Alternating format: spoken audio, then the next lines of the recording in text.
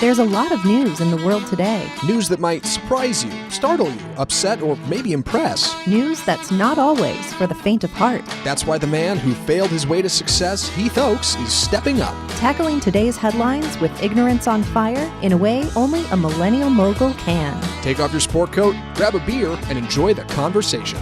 This is Second Shot with your host, Heath Oaks. We are here with our first week with the new logo, the new look, the new sound. You know, Zach just sharpening his old voice up and slinging the new terms out there. What's up, man? Well, same old, same old. How are you?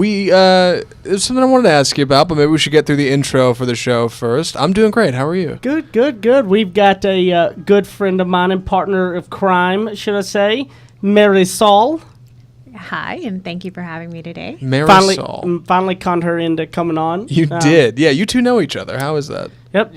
Marisol is my right hand person. She is heads up all the recruiting for all of our territory and has been the number one recruiter in the nation the last 2 years and going for a third back-to-back number one in the country this year. That's a big job, Marisol. It is a big job. Yeah, that sounds really challenging. I appreciate you coming on the show. Got lucky and got her about 3 years ago. You've listened to episodes before, right? I have. Okay, so you're kind of you know what we're all about. Very cool. Well, for anybody that doesn't know, Second Shot, the show about taking news headlines and taking a second look at them to try to figure out what wisdom we can glean from these crazy things that are happening in our world today. Heath, what do you think of the new intro?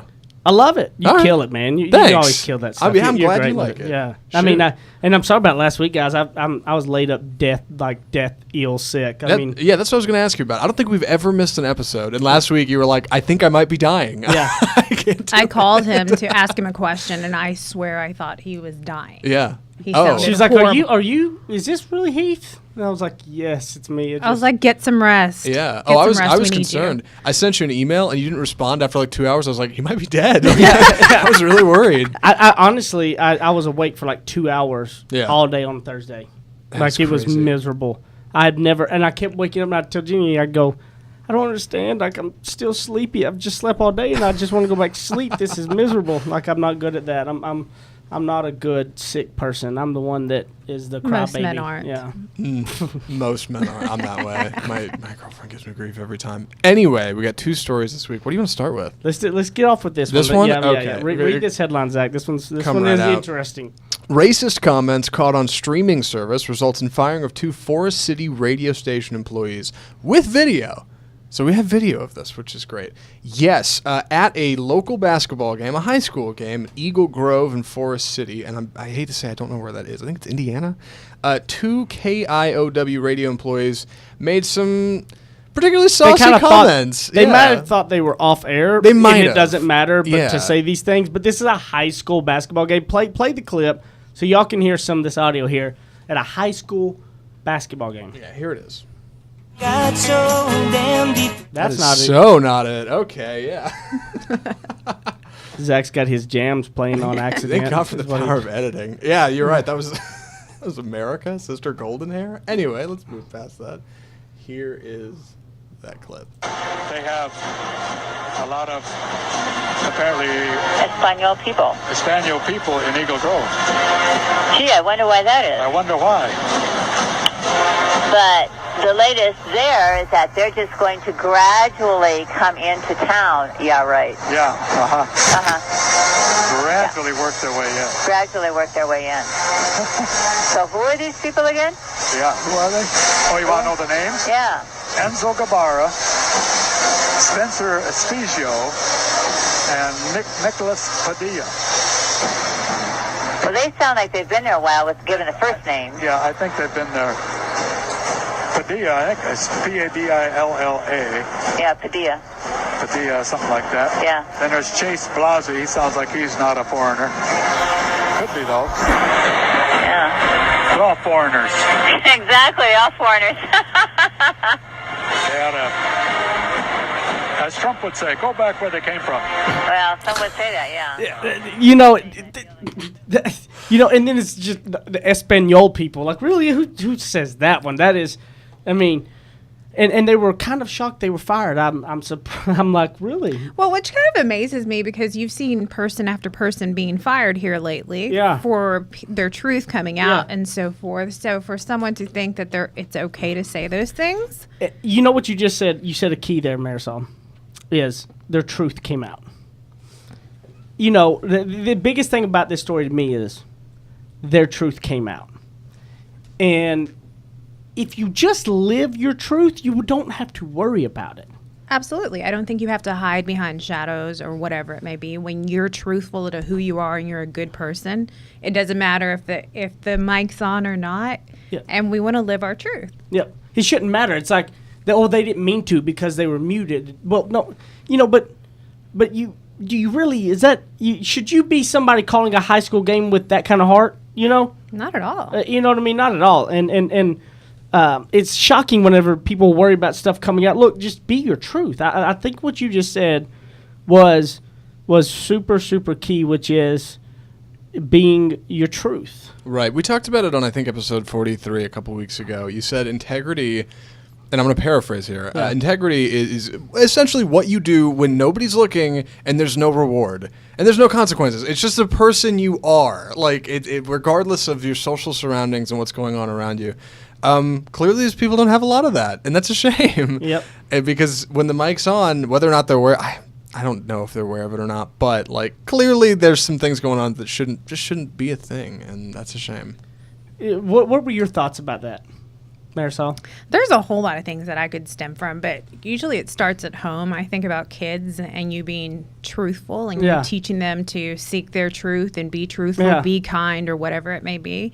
But that's a reflection of home. And I think that that's society in general. There's these two facades, right? And you can either teach someone to be truthful, be kind, and all those things, or there's the others, right? That they learn those things at school. You know, I think about those little things as a parent that you don't really think about, but what it sends to your child is there was something I was reading or listening to the other day, and they said it brought this example, and I went, oh my God, like, you do got to be that careful to that minute of a deal. Which is, for instance, if somebody comes to the door that you don't want to talk to, be like, hey, tell them I'm not here. Think about what that, you just told your kid to go to the door and lie. Yeah. And so you would think, oh, that's not a big deal. No, it really is. Think about a kid that's learning. They're not developed. They're just told they can lie there. Absolutely. Only when it's okay and it fits the minute deal. And I go, oh, my God, like that's how much you have to pay attention as a parent. And absolutely. You as somebody who has a 4-month-old and a 15-year-old, you've kind of been through a lot of it. You were a single mother that raised your 15-year-old for your whole life and toted it all, got your college degree, and has been a successful career woman on top of it all. That you had to be both for your child. At the time, yeah. So, but I look back and it's like you go, okay, why is my child doing that? And then you have to look at yourself. Yeah. I have to own it because it's my truth, and he's a reflection of me. Versus blaming somebody at the school or any of that. Comes home to home. So you take accountability? Absolutely. Oh, wow, weird. All the time. Parents taking accountability. See, this odd. This is one of those like Heath Oaks lessons that I feel like I'm sure you were aware of before you had Brighton, but like that's not something I would ever think about. You're absolutely right. Like when you tell your kid, hey, yeah, something as simple as that, it matters. And when you become a parent, like you're so much more acutely aware of all those little finessities that I don't understand. Well, and also in being in the world that we're in, that I run across and meet so many people, and I think of the little things that shape stuff. So, like, for instance, in my book, if you read it, there's a lot around what my dad did and who my dad was that shaped who I was, that by him just living and being who he was, right? Like, and so I think about the simple stuff as far as one of the most important things I remember was, as far as living your truth, was that my dad, if he said, what irritates me is when I see the parents that will go, if you don't stop doing that, we're turning the car around, knowing they're not going to really turn the car around because it would inconvenience the parents, right? Of course. But yet the kid's still doing it. So yeah, if my dad said, if you don't stop doing that, we're turning the car around, he would turn that car around. Right. We have turned around on the way to Six Flags, and I ruined everybody's trip. So think about the lesson you teach a kid. If you say, if you don't stop this, I'm going to do this, and you don't do it, and over, you're telling them, doesn't matter. Everybody say what they want, but you're not going to have any consequences. No, totally. But even going back to the story, what that tells me is for so many years, newscasters, politicians have not been held accountable for their actions. They've been able to do what they want, say what they want, and nobody's held them accountable. Nobody's been fired, nobody's been reprimanded, and so forth. But that started with no consequences coming behind it. Absolutely. Nobody was held accountable. So, and it is. That's where we've got to be at today. Is we've got to start. We can't sit here and try to figure out. There's not these things that can fix it overall. It all starts as where Luna is and where Brighton is, of us being parents and teaching them right now. And if every parent and everybody started doing that, the next generations will get a little bit less to where they'll actually be taking more ownership and having more accountability and less entitlement and all of these things that, you know, that type of talk and the hatred and all those things, that's learned as a kid. That's not something that's just ingrained in somebody. So, you know, that example that you are doing and being, what is your truth? Don't you know, you can't sit there, if your kid sits there and watch you be, you know, one thing out in front of everybody else and be totally something else behind the scenes, you don't think that's going to be confusing? it is going to be confusing. And then they're going to model that same behavior. Absolutely. I think it's okay. So you got to live your truth. I think that if you just focus in going to where if anything starts getting leaked out, you have no worries and no fears because everybody knows you. Everybody knows who you are. Everybody knows your flaws. Everybody, because I ain't perfect, but everybody knows mine. I tell them. I tell all my stuff real quick. I just throw all my junk out there to where you just can't really combat it. So, but just be your truth. Just be okay with admitting the stuff you're not, so that you don't have to worry about it when stuff comes out that, you know, you ain't got to worry about the button under your desk that locks the door for people when they come in. Ain't gonna be popped out of nowhere on you. You know what I mean? Like I have no fear worrying about when those stuff coming out. There ain't no lock under my desk. That's just creepy. That's for creepy. Another segment. Is that not creepy? Yeah. Oh, it's creepy. I don't know anything about Matt that. Lauer had a lock under his desk that when somebody walked in, he'd push the button and lock the door behind him. Yeah. That's creepy. It was like creepy. reverse, because normally you have a button under your desk like call security. You No, know, it hey, was get to me lock out the of door. here. Yeah, not to lock people in with you. How creepy is that? What a creepster. Daniel and Matt, the Lion's Den. Matt, you literally have just, that's disgusting to me, buddy. All right, we're gonna come back to the second segment of Second Shot. He's a suit and tie kind of guy with deep Southern roots. Heath Oaks hosts more of Second Shot coming up on RNCN. You guys have been listening to Second Shot and hearing us talk about it. You need to go pick up my book, Ignorance on Fire, A Journey of Failing Your Way to Success. You can get it on Amazon in a paper book. You can also hear this beautiful voice of mine in audiobook style on Audible or anywhere you're going to get your audiobooks. Guys, this book took a lot of time to put into it, and I believe it can really be some life-changing stuff to help you on your path to success. And hopefully you're going to fail your way to success just like I did. Ignorance on Fire, A Journey of Failing Your Way to Success. Amazon.com, Audible.com, audiobooks, paper books, everything. Get it, share it with your people, and I appreciate it. Thank you, guys. Go pick it up today.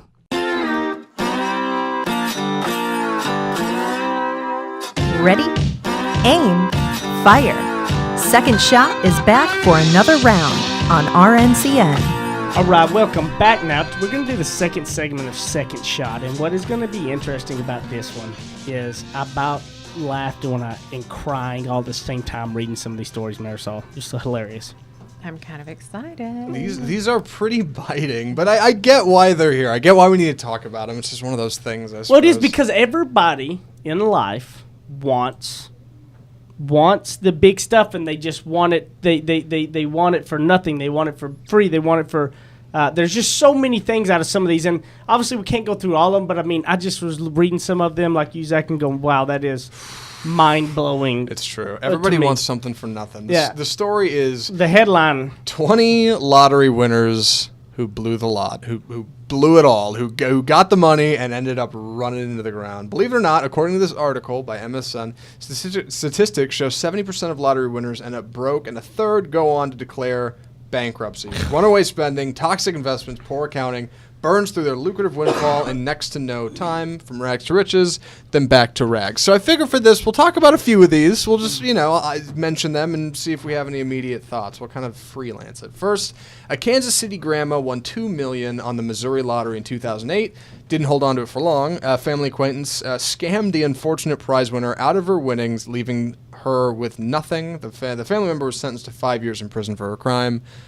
But man, $2 million from a family member, like, that is savage. What were you talking about? You worked at banking. So I worked in Yeah. the banking industry for many years, and it was always funny to me if someone died, people would run in trying to cash in, clear out bank accounts, and so forth. And they wanted to get in before the other family member came in. But I would say money always made people evil, and I always say that to this day. Like if there's money involved, family will fight over $500 if they can. Right. This is mind blowing to me. And something we've talked about before is part of that reason that it does that to you is because you didn't earn it. Yeah, oh, right. yeah, for because sure. you didn't have to work for it because it just came so freely. It doesn't have the same weight. So you think it will? Again, this next one's a pretty funny one too. Yes, this is a man on the other side of the pond after a Yorkshireman, I should say, bagged a $2.3 million win on the UK National Lottery in 2005. He quit his job along with his wife and binge spent to the max. They snapped up designer clothes, luxury cars, a brand new barn. They went on extravagant vacations in a private jet. Soon enough, of course, the money ran out. It turns out their marriage didn't work out right around the same weird, time. Weird, How weird. odd. Yeah. Their assets had to be sold off to cover their debts, and now the man lives alone in a small cottage on the far side of England. So, what a story. Yeah, no, I'm reserving some of my comments because I want these like You wanna two get or 'em three all of out? them, All a right. couple of these in because I got so many that I just want to blow out. This one is particularly engaging. Britain's youngest lottery winner, 16 years old, was I didn't over know the you moon. could buy lottery tickets. Neither did I. Apparently in Britain the minimum drinking age is 18, and you can buy lottery tickets at 16. Yeah, that's so, just stupid. Yeah, I don't know what that means, but she was over the moon. She scooped up $2.5 million in 2003 at 16 years old. She was a supermarket checkout girl. She ditched her job, went off the rails splurging on cosmetic surgery, drug-fueled night outs, vacations, and gifts. By 2013, she had blown it all. Then that's the end of her story. $2,500 left in the bank. Ooh, Wow. 2.5 million to 2500. Yeah. What a decade, man. 26 years Man, old. you you're back lived at the really bottom. hard during that time frame. Right, yeah, and again, 26 I'm years old. actually It's kind like of you I'm didn't go to- surprised she made 2.5 million last that long. Oh, sure, but it's like she didn't go to university or anything. All of her friends at this point are going to have jobs. They're going to be moving on to careers. What does she have?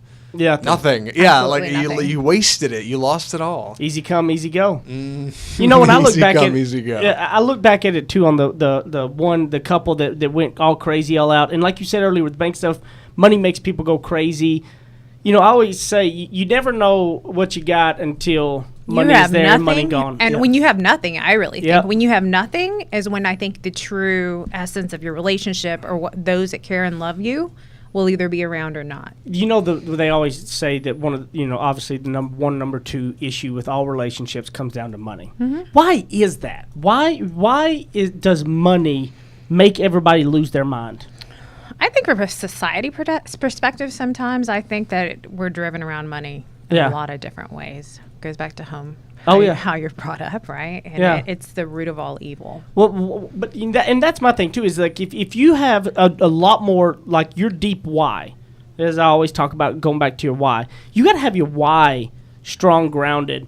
That money's there, or not. And then the other thing too is, you know, like somebody like for me, for instance, you know, you can take my money tomorrow and I'm gonna make it up. I'm gonna make it again real fast. You know, because I've learned skills and assets from the rough times.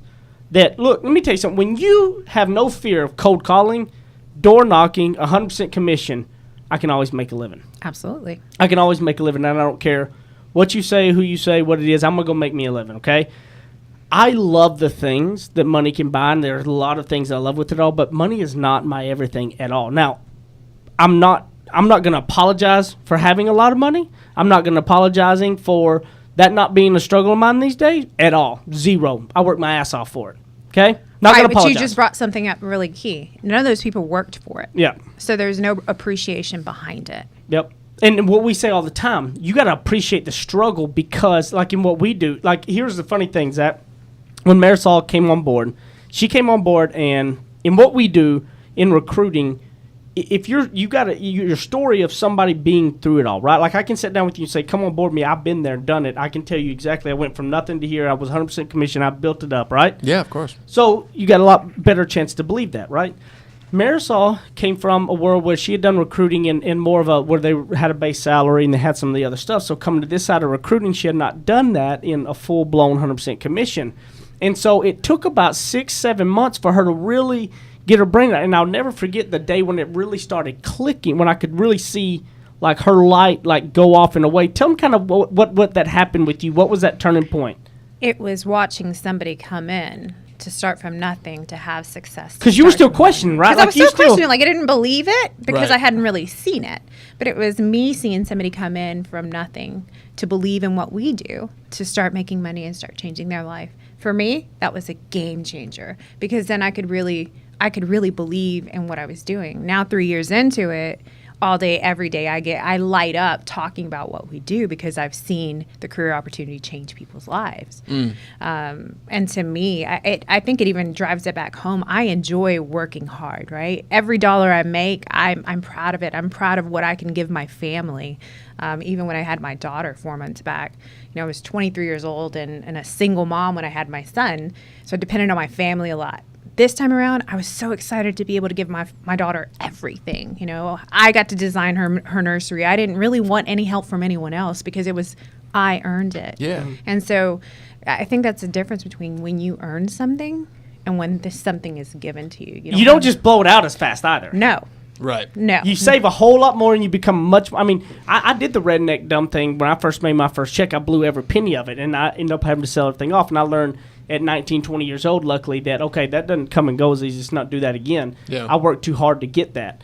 And, when you go back through with that why of it all and what you're earning and what you're really putting out, it was like with Marisol, she could sit there and she, not that she just didn't believe it, she just didn't have that full off conviction because, yeah, she knew my story, but she was staring, when we met, she was staring at somebody that was, 27 years old that had a very, then at that point I was in those very expensive suits, cars, like it was hard to see me in her eyes as that person that started at 19. So until she personally brought that person in and watched them go from nothing, literally no shot at life at really much of anything because nobody do it to them, to where then they're calling Marisol going, I bought me a new car today, and they were just crying. They were so happy. Marisol went, oh my God, I've seen this now with my own eyes. It changes. It's a game changer. It's a game changer. And that's when you think about it with these lottery and stuff.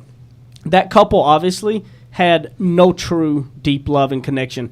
Like my wife and I have so much more beyond anything monetary, anything else. We're not infatuated with each other's type of career. It's infatuated with each other, not the other circumstances around it. And that's one of the biggest things I think that's got to come into play. That couple would have been divorced at some point or another. Yeah. They just really kind of escalated it by giving them a feel over that. And then you take a kid at 16 that's just handed everything there is. That's why, I always joke because my buddy Ty's like, I'm gonna have to make sure my son marries Bryden so she can, so he can inherit everything with her. I go, look, Bryden ain't getting jack.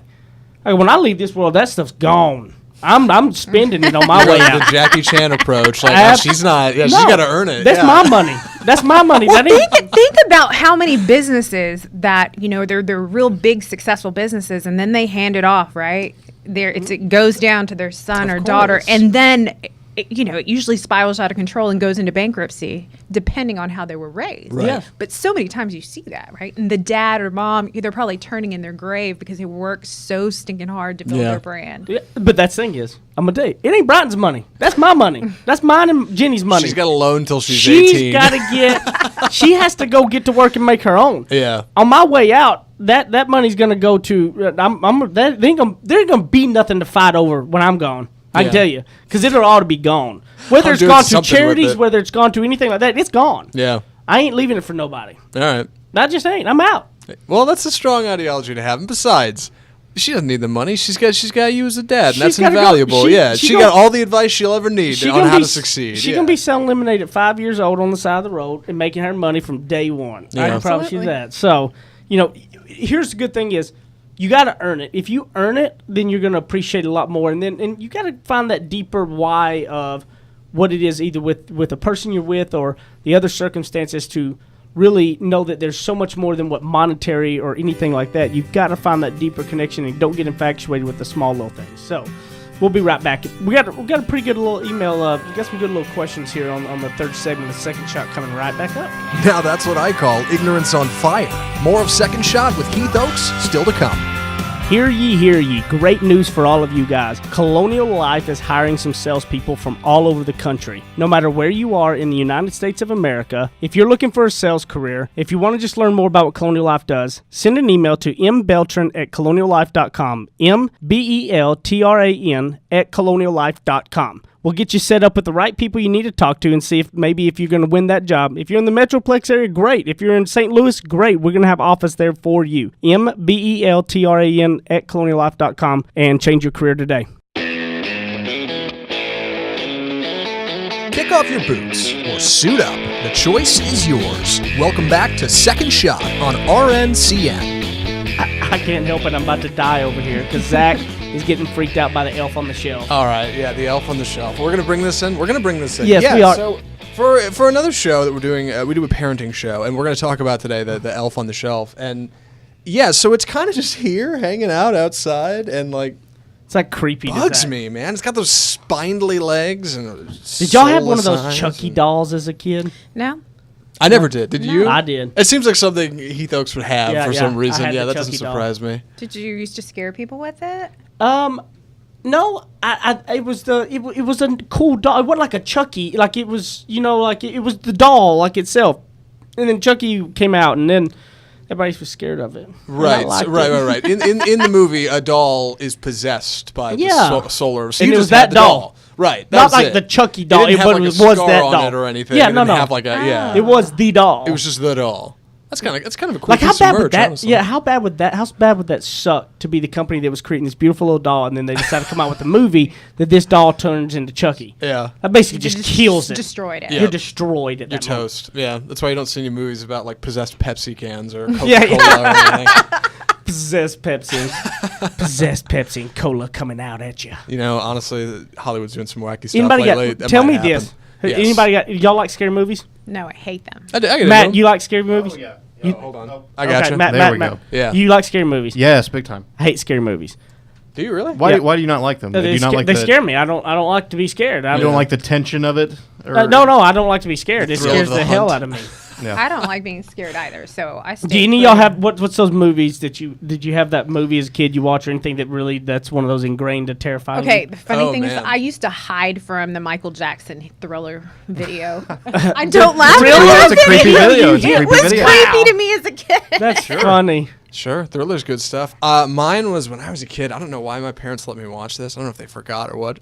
Raiders of the Lost Ark. That movie was so cool when I was a kid. Indiana Jones, and then you get to the end with like the face melting Nazi scene, and I like do remember that was that. burned Pretty into my intense for a child, retinas. yeah. Yeah, like oh man, that messed me up bad. Well, so yeah, one of the I saw the Last Crusade, and so there's that part at the end where the guy drinks from the course. wrong grail, and he just turns into like an old skeleton yeah, like right the before stop your eyes. motion Yeah. aging It was thing. terrifying. It was so scary. I did not sleep for a week after watching Freddy Krueger. Oh man, Oh, that Nightmare used to on be on Elm Street. Street. That was I classic. didn't sleep for a week. I was scared to death to go to sleep Sure.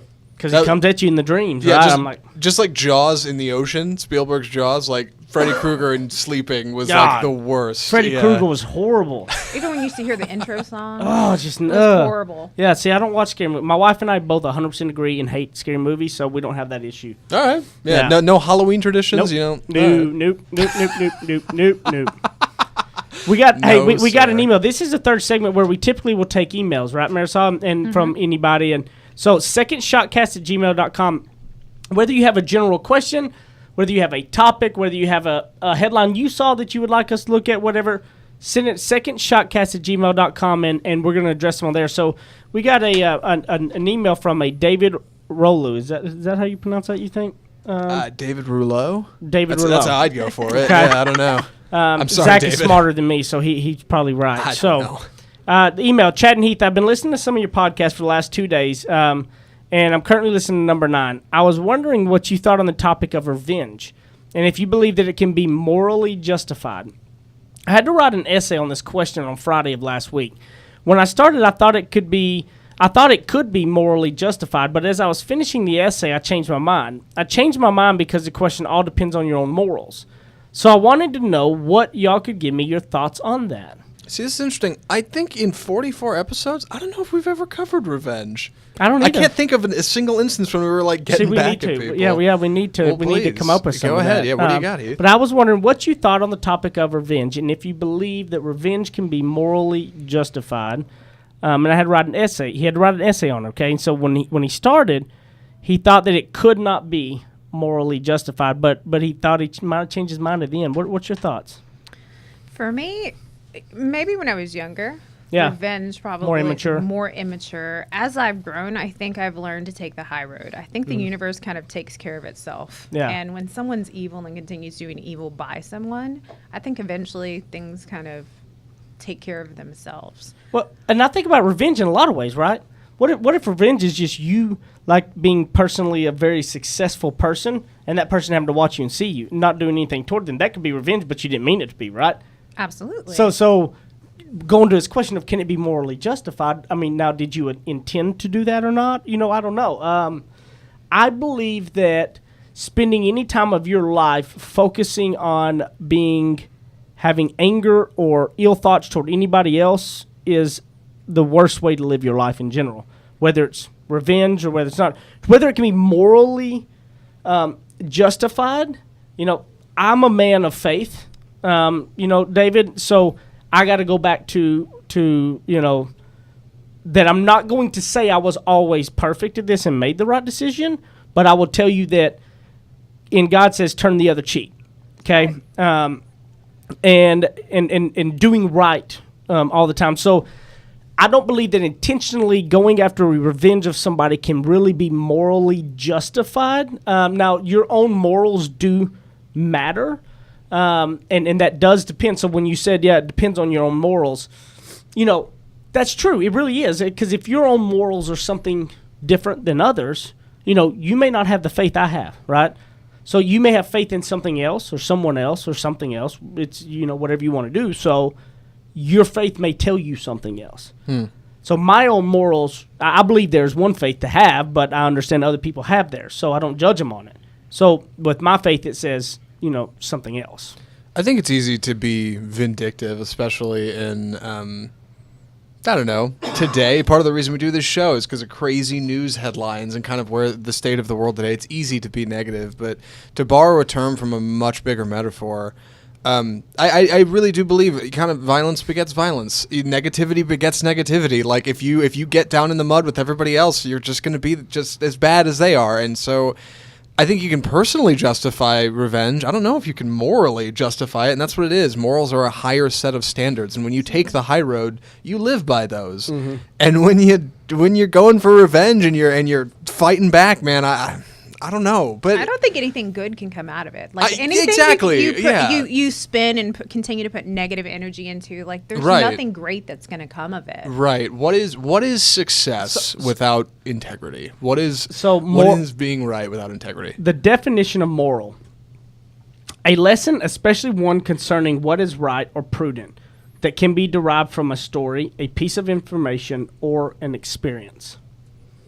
So he's kind of right there. You can have different morals. People can have different, what they believe is morally justified or not. And so I understand what you're saying, David, is that there can be a little bit of, depending on who there is. I will say that I fully believe spending any time having revenge or anything in my faith and where I come from is not right. That's, and just, you're driving yourself crazy. All you're doing is wasting time being happy yourself because you're focusing on somebody else. Right. Fuel the energy to do something more positive in another direction. Absolutely. Versus looking back, trying to be negative and gaining some type of revenge. And the other thing is, the majority of people are going to go after revenge. The majority of people are going to say, what's the principle of it? And you know how I love that. I hate it. I love it when people go, it's a principle of it. I just want to it drives me nuts. Sure. But all that is them trying to justify their revenge. Basically, that's going to be, and then they sit there and spend time focusing on that when they could be focusing on themselves moving along. Growth. It's like all you do is hurt yourself. You sit there focusing on revenge and spending all your time and energy and your emotional state and everything. That person ain't thinking about it. No. So who's losing? You do all day, every day. You lose. Right, and a big part of this is exactly what you said, Marisol. That, like, the universe seems to, at least in my experience, maybe in yours, maybe in Heath's, like, it just seems to kind of have a way of working itself out. Does it suck when somebody cuts you off in traffic? Absolutely. Maybe at the end they'll get theirs, man. Like, just let it go. You know, it's not worth the energy to, and if they to deal didn't, with that. I would rather just believe and have hope that what goes around comes around, and I'm gonna do my best. And you know what? People have bad days. You know, show kindness and compassion. Right, because you don't know what just happened 5 minutes don't know. before they had that interaction. Right. You have no idea. Like no matter if it is the waiter or waitress that I have is doing good or not. You know, I waited tables for a long time. If they're really kind of in a bad mood, I usually tip them even more, just because I know that there's something else going on with them, right? And like, why not show them a little love where other people don't? Like, when you show love and compassion versus the other, you're the minority. And I tell people, unfortunately, in today's world, when you do the right thing and you show some love and compassion, and you show an open-mindedness of wanting to learn and listen to the other side instead of being ignorant and doing all the other things, you're the minority. When you learn to not follow the pack and get in the mud with everybody else, you're going to stand above it all. People will see you. People will notice you. You will get the opportunities. You will get all of those things. Whether you take all those opportunities or not, doesn't matter. You will start being seen because you do things differently. Do you agree? Goes back to the good energy. Yeah. Good vibes you're putting in the universe, right? Definitely. And it is. And that makes the most massive difference in the world, is wholeheartedly whenever it is. I don't believe in the revenge, and I don't seek negative for people. At a time in my life, I did, and I would have went after revenge hardcore. I'm young, but I mean really young then. But I'm gonna tell you, I believe that they're the people that can morally justify it are the people that could justify anything they do.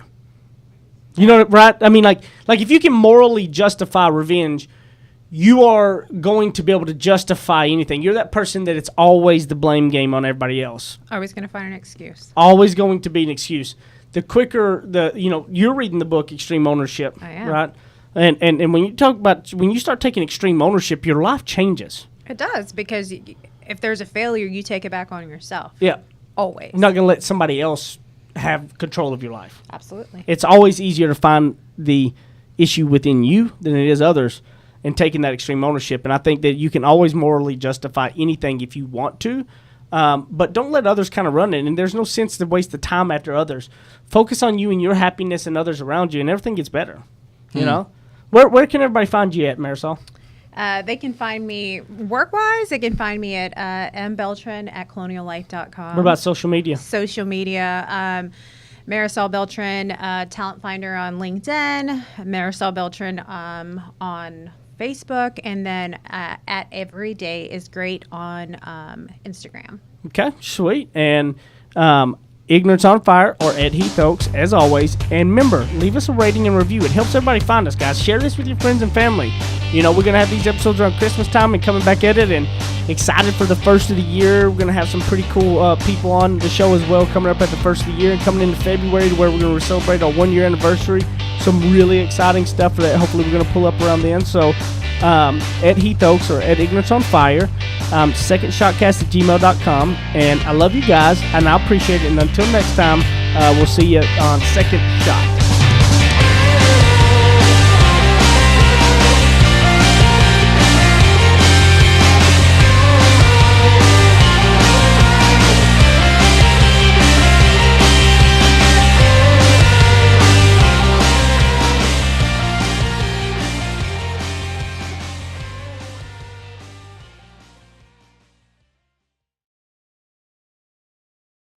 You're listening to RNCN, the digital destination for premium talk radio.